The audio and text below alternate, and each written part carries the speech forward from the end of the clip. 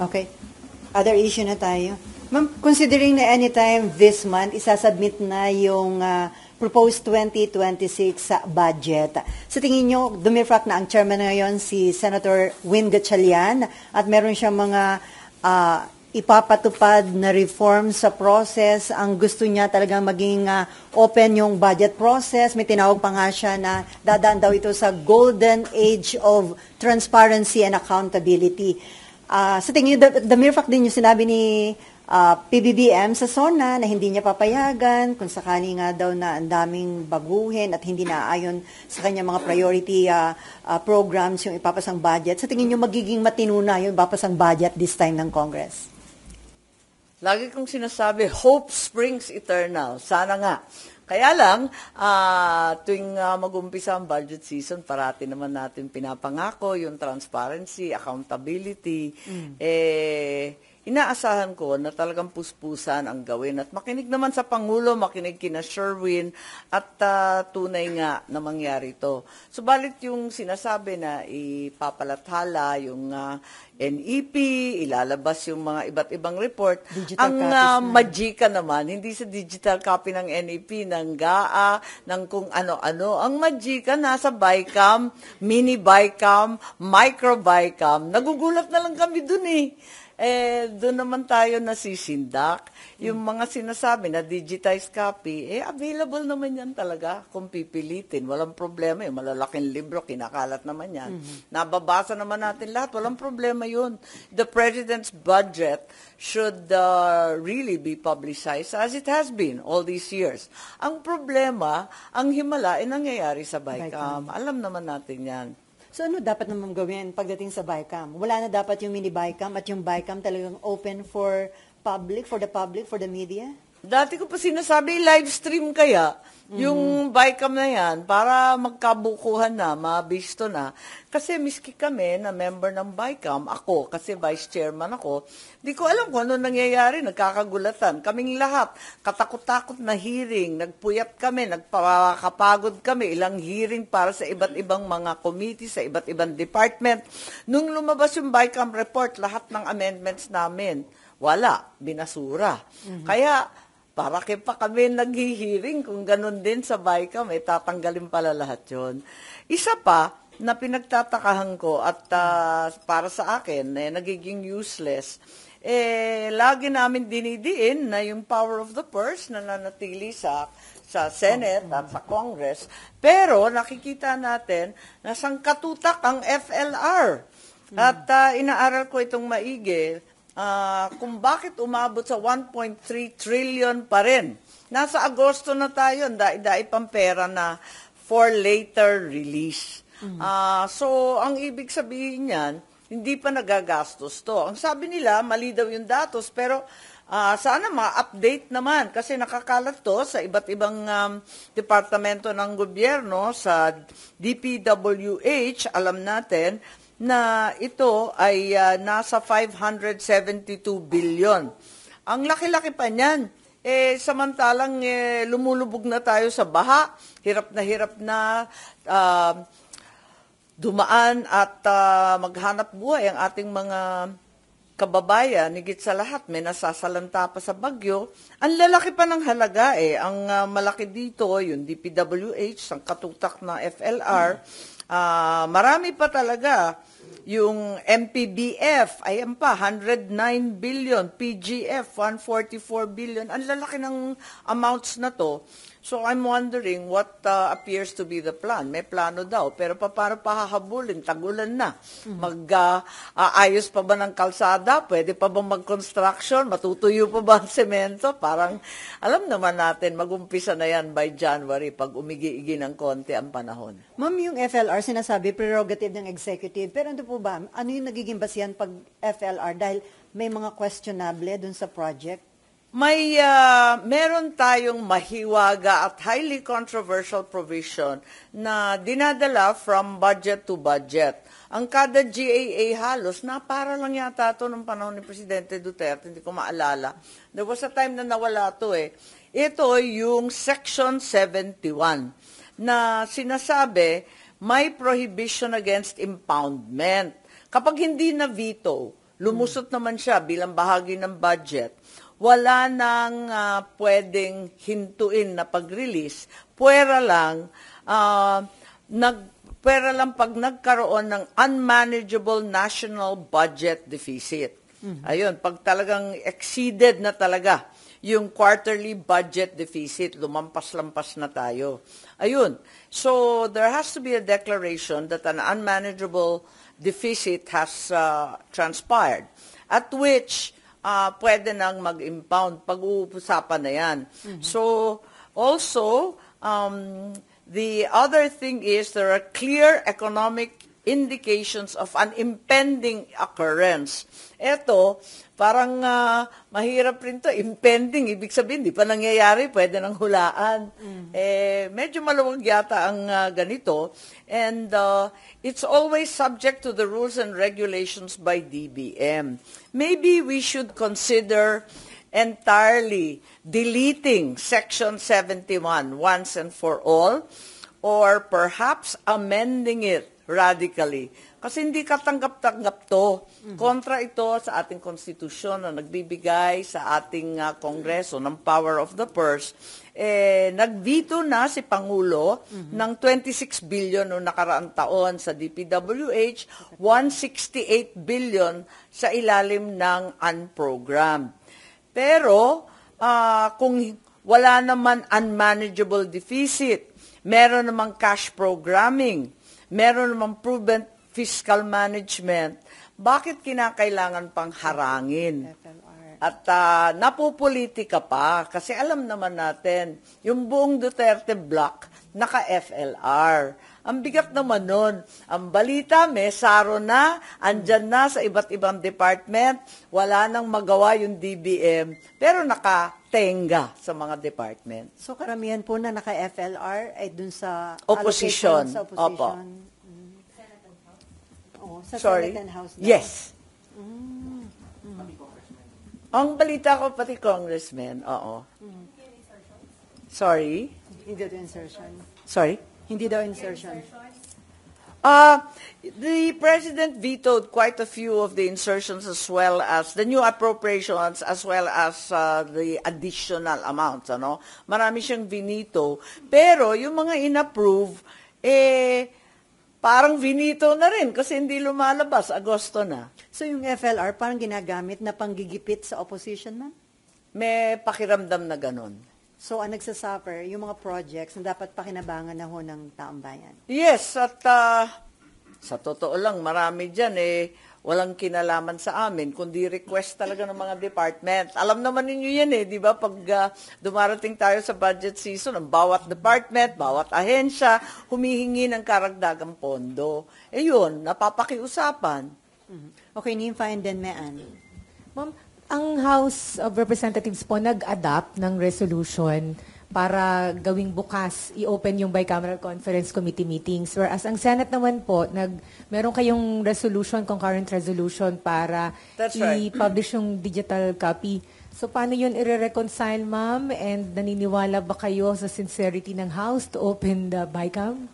Like I said, hope springs eternal. Otherwise, hindi na tayo magtatrabaho, no? Kasi nakakalungkot na. Paulit-ulit na lang itong nangyayari. Paulit-ulit na pangako. Tutuparin pa. Ay, nako talaga naman. At yun, umaasa pa rin ako na ma-i-improve naman natin kasi ang sagwa ng mga nangyayari nakaraan yung 2024, ganon, 2025, mas malala. Talagang na-overhaul ang budget na nakita namin dito sa Senate. Speaker kasi po ang nag-push ng resolution, siya yung author ng resolution para sa open bicam. Pero, ma'am, kasi di ba sa House supposedly nanggaling yung binanggit nyo for this year's budget na AKAP. Di ba? So, wala kayo nakikitang, ano ba to, lip service lang ba to or what? Hindi ko alam.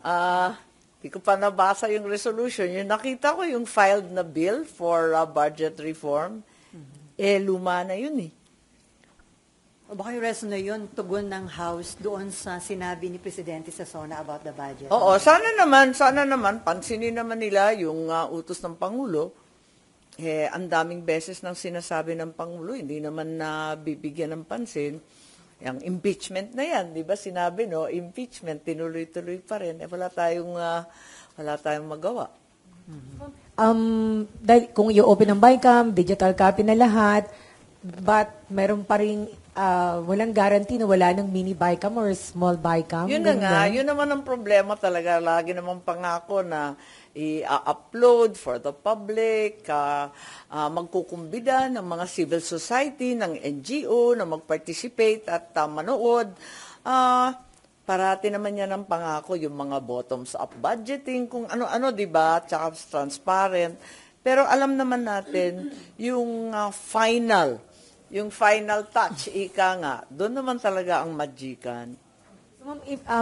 Kaya nga nakakapagod Kasi magba-vice chair ka, sangkatutak magsa-subcommittee ka, sangkatutak na hearing. Nakakabigo talaga. Tapos, babawasan pala, pati yung 4Ps. Naku, pambira naman. Tapos yung mga ospital, walang dinagdag. Yung PhilHealth. Ay, nako talaga naman. So, ma'am, ang issues, di ba, dun sa 2025 budget is yung na-insert na pondo for AKAP and yung lumobon na budget for unprogrammed funds. Yes, ma'am. And DPWH. unprogrammed. Oo. Yes, ma'am. So, anong dapat na mangyari at hindi na dapat mangyari this time? Well, yung BICAM nga, like I said, let's have a genuine BICAM that's open. Kung papayag kayo, i-live stream na para wala nang gulatan.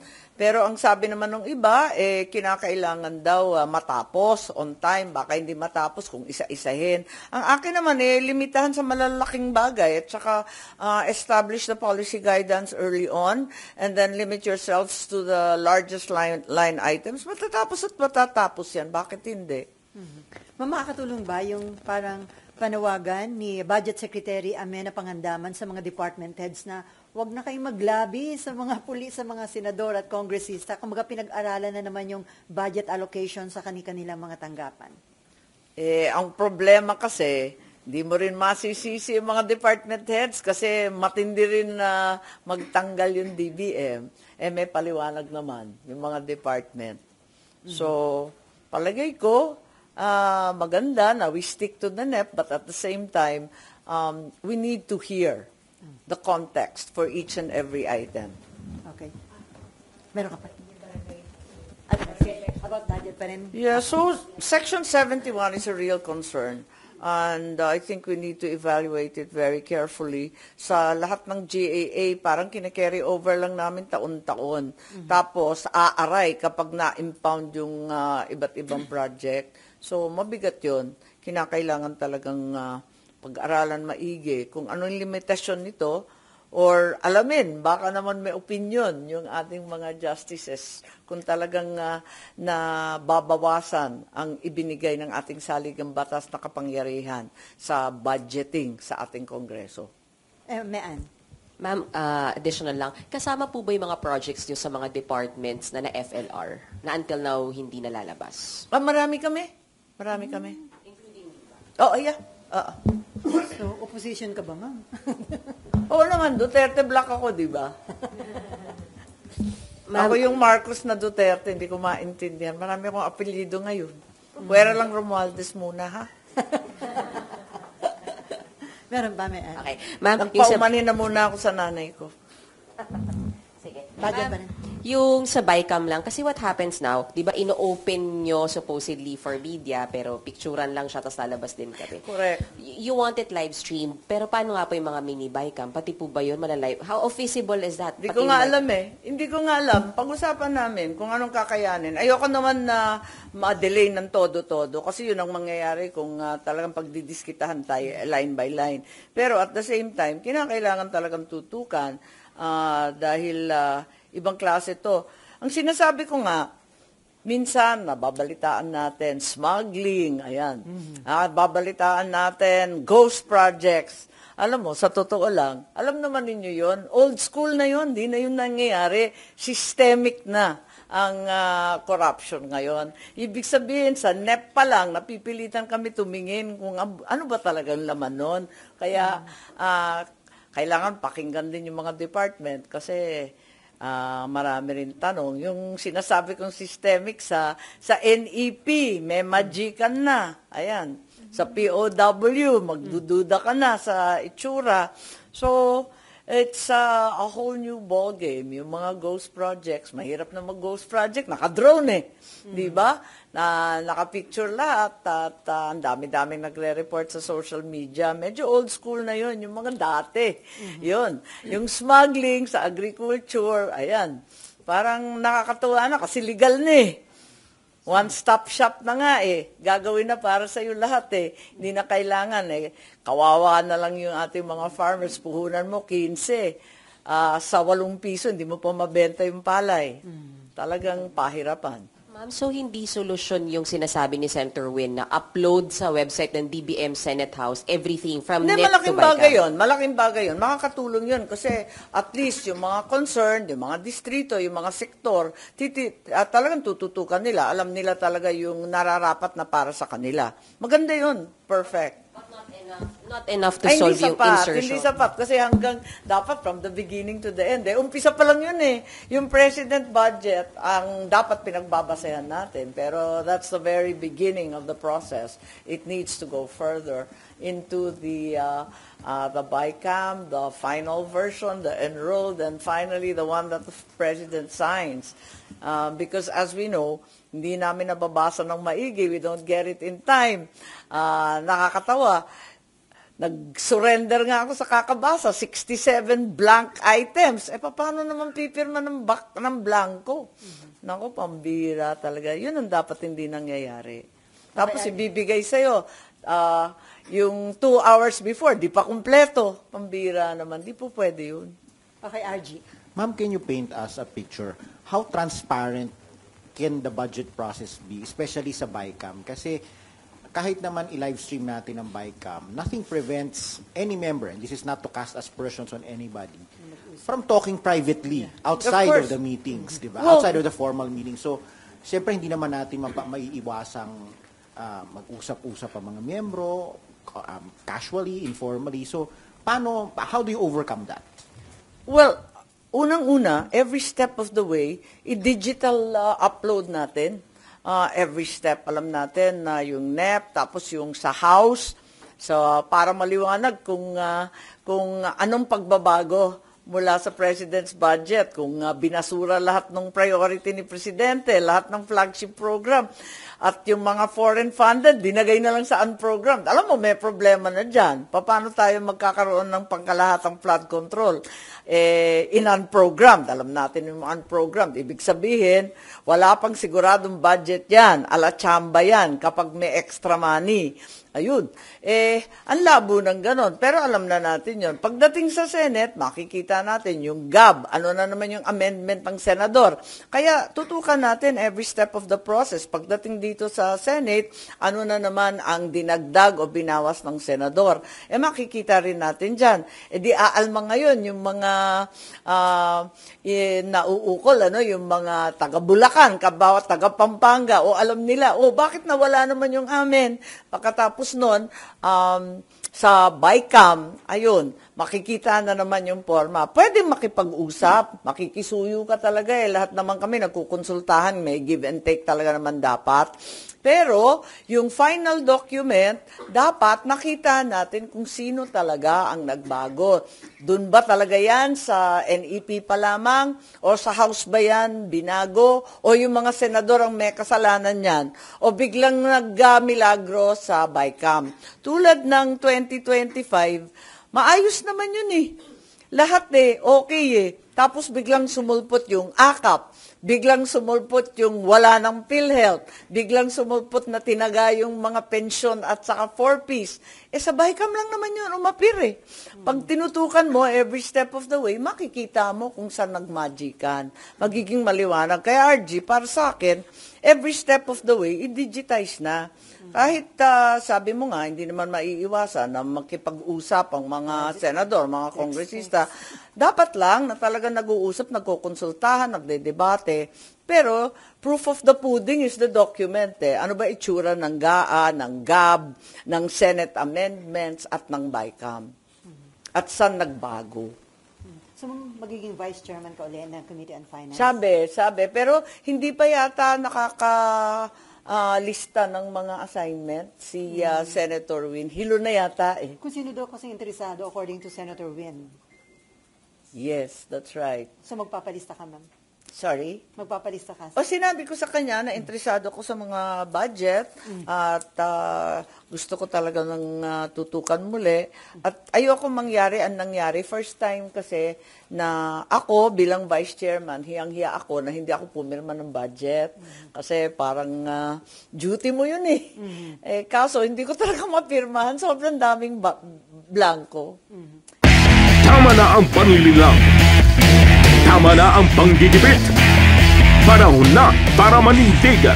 Panahon na para lumaban. Kasama sina Dr. Lorraine Badoy, Jeffrey K. Eric Celis at Attorney Marlon Gusantog. Walang inukurungan, ilalantad ang katotohanan. Kasama mo ang bigwas ng agila, lakas ng bayan, tinig ng katotohanan.